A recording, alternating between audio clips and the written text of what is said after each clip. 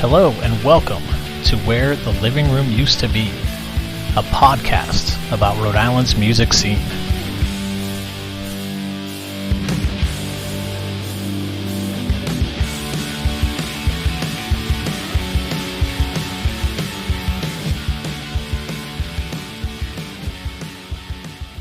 Hey everyone, it's James. Acclaimed jazz saxophonist and music educator Leland Baker shares some of the wisdom he's learned along the way from his mentors. He also gives some tips on how to keep moving to stay in the game, and talks about the spirit that drives his inspiration. As always, I hope you enjoy the episode. If you do, please leave a rating or a review wherever you're listening right now, as doing things like that really does help to share the show with other listeners, and is super appreciated. Thanks. Well, Leland Baker, I wanted to ask you, as someone that has been around for a while now and has studied music, is there a piece of advice that you heard from a mentor or another musician that you played with that really resonated with you that you'd like to pass along? Yeah, a lot that I've that has went in one ear and out the other, but also a lot that at the time thought it went out, but you come back as you get older and remember certain things and say, now I know what that person meant, Yeah. There's been many incidences of that. So I would definitely say to people, as a young artist, when you're being mentored, sometimes we're a little too headstrong and don't like to be take it in and listen, even if it doesn't make sense at the moment. It definitely comes back full circle. For me, a big thing that I always kind of a mantra is always stay true to who you are, which is maybe sounds cliche and it takes time, for some people more than others, maybe to figure out who they are. But in the musical sense, for me, it was like my voice, my sound, what made me unique, what was I going for? And, I was all over the board in my college days, my younger days. But I had a mentor who said that, and it sticks with me even today, like just be true to yourself, like just hear your voice and work on honing that. Don't concern yourself with others or try to be someone else. As I said earlier, the other segment, having a bunch of influences and people you listen to, I think is important, so you have reference. But, take what you have and hone in on that. And, I think that has been fulfilling to watch that develop the more I do that. Yeah. Yeah, totally. And, as an educator, as a music educator, as someone that is performing in different configurations, performing different styles of jazz, is there something that you have, personally learned from going out there and slugging it out and, achieving what you've achieved? Is there something that you would like to share with people from your own personal experience of doing it? Right. Yeah, do whatever you got to do. Just try to stay in the game, whatever. Yep. And there's obviously just life in general, be up and down, but just finding a way to just stay in the game and just if it's not waking up the next day being fully inspired and ready to go, make sure it's something that will get you there next week. And how do you do that then? What do you do personally to keep moving along with that? For me, it was always trying to surround myself with people who kind of share that same mindset, or people I felt like had something that I was drawn to and maybe was missing or on the verge of finding. one reason why I moved to New York. It was just like being thrown into that fire where you have everybody and their mother who could play, whatever. What I mean? Yeah. So it's trying to soak that up and learn, and being, hopefully pushed by that. Mm-hmm. But also, I mean, you could take it in the sense of like, I had a mentor of mine in New York, still one of my favorite musicians and sax players today, tell me that, when he first moved to New York, he was like, as a side hustle, he worked in the post office for like 6 months. Mm-hmm. He was like making his own lotions and selling them on the side of the street. Yeah. Just like, just like hustling. And I mean, this guy he's played with so many people and he's phenomenal. And just to think, like he was determined, like, I'm going to stay. I know what I want to do. New York is where I need to be right now. And I'm going to do what it takes to pay my rent and stay here. But also, when that's over, get back to the music. You know what I mean? Just finding something to support his music habit. Yeah, so, I mean, you can even take it in that vein of like, do whatever you got to do, as an aspiring artist. Yeah.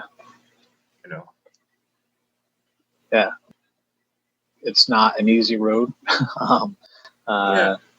It's probably for really anyone, that I've actually, like it's like even for those that may have had it, quote unquote, come a little bit easier. There's a lot of challenges with it. So, but yeah, I'm with you. And I've been fortunate to talk to a lot of people that are in that same camp where it's just go and you do it, and there's just that drive and whatever you got to do to put, food in your stomach and gas in the tank to get to the next show, so, but cool. And, I'd always like to ask, like, what inspires the musicians that I talk to? And I mean, it could be, with regard to the music that you're playing, but it could also just be a broader statement of, what kind of drives you, what keeps you moving along, so. Yeah, man. I mean, I would definitely say it's kind of like a spirit, a feeling, the universe. And once you really get kind of deep in terms of how it works, operates, that's something that's been a driving force for inspiration. And also my musical projects and endeavors. Also being able to go to some countries. I was just in Serbia in September, and luckily, even with the pandemic going on, there was an artist residency I got that was originally canceled in April because that's when the whole world began to shut down. But they rebooked the trip, so I got to go over there in September and just meeting people, and this is not the first time, whether it be France or Jamaica or around America, there's just always that as much differences as you can conjure up between people, there's so many similarities. And I mean, it's just the human spirit. And the human spirit for me is part of something so much bigger, which is the universe. It's universal. So it's kind of like just trying to figure all that out, which we never will. At least I know speaking for myself, but like just trying to get as close as you can to that source. And for me, I'm able to do that through music. So that kind of keeps me rolling along in a way, inspires me to keep, creating musically, Yeah. So, yeah, a little deep, but no, it's good. Yeah, I hear what you're saying, man. And Leland, it's so great to hear your share this advice and your thoughts on these things. So, really appreciate that. Thank you so much, man. Thank you so much. Thank you so much for listening. If you've already checked out the full episode with Leland, you heard him talk about one of his latest songs entitled Black Lives Maintain. He wrote this last year to bring attention to the ongoing and absolutely unnecessary tragedies surrounding police brutality and the loss of way too many black lives because of it. This is an important piece, and I wanted to share it with you here.